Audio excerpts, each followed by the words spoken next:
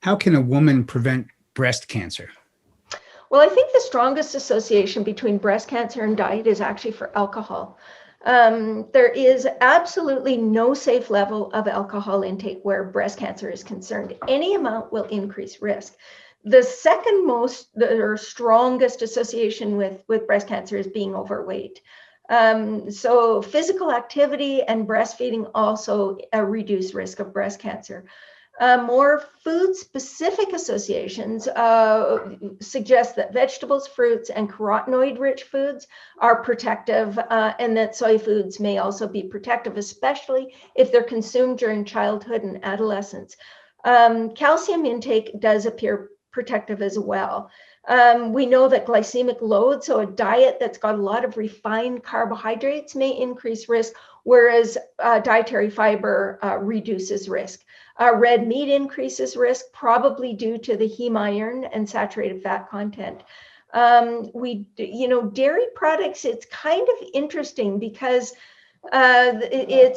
we've seen both sides where dairy products may reduce risk and some studies where dairy products may increase risk. But there was one study that I thought was super interesting from 2020. This is a brand new study that found increased risk with dairy milk and decreased risk with soy milk. So that would be an easy swap for people to make. Generally, to me, the best route to avoid breast cancer is the same as what we've been talking about all along: nutrient dense, high fiber, whole food, plant-based diet that is nutritionally adequate and has enough calcium.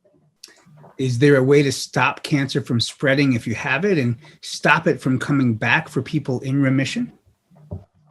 We don't really have a lot of studies on this. We certainly can take steps to reduce oxidative stress, inflammation, dysbiosis, overweight, and obesity. And I think that's probably, the best we can do. It's the same song and dance that I've been doing all along: more fruits and vegetables, legumes, intact grains, nuts and seeds, less saturated fat, no alcohol, very limited processed foods, if any. We know that soy has actually been shown to reduce recurrence of breast cancer in people that have had breast cancer or have breast cancer. But we just don't have a lot of other studies on that. What's wrong with eating fish? A lot of people say it's healthy. Fish has been hailed to be a very healthy food by most health authorities for a lot of years. It's thought to be heart healthy. It's thought to reduce risk of disease, including cognitive decline. And I think the reason is fish is our primary source of omega-3 fatty acids, the long chain omega-3 fatty acids, EPA and DHA. It's lower in saturated fat than red meat or poultry. So it's often recommended as a replacement. And when it replaces meat or poultry, it tends to improve health. But it seems to me that replacing, meat with fish is a good call from a health perspective. Probably replacing meat with legumes is even better. So, because, and I say that because of a few things.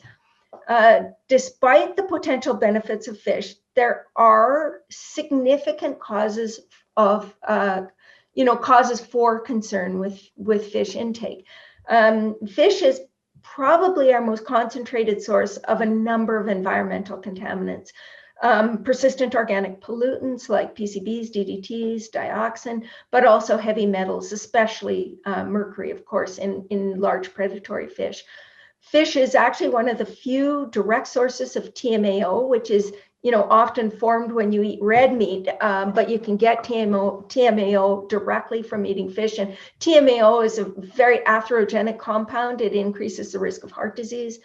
And eating fish, to me, is just, sort of ethically and ecologically questionable, to say the least. So, the estimates are by 2050, our fish stocks will be virtually depleted. So I think that we can figure out how to get the nutrients that fish supplies, the EPA and DHA, in a more healthful way by getting our EPA and DHA from the same sources that fish do, from microalgae, by eating plant sources of omega-3s that can be converted into these long-chain omega-3s, like flax and chia and hemp and walnuts. So I would say those are better choices.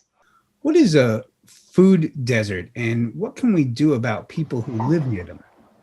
Food deserts are basically regions where people have very limited access to healthy food.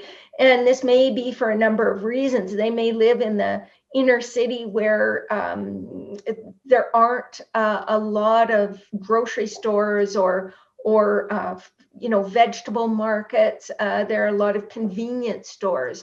And so they just don't have access to healthy options. They may not have cars. There may be people living out in the country that that don't have access, either. So it's really food deserts are places where access to healthy food is just very limited. And so what happens to people in food deserts is they tend to eat a lot of processed foods because I think of the Marshall Islands, for example, where I did a lot of the diabetes research. They live so far from anything and they have so little land area that they have to import foods. Well, the cheapest foods to import are foods that have a lot of shelf life.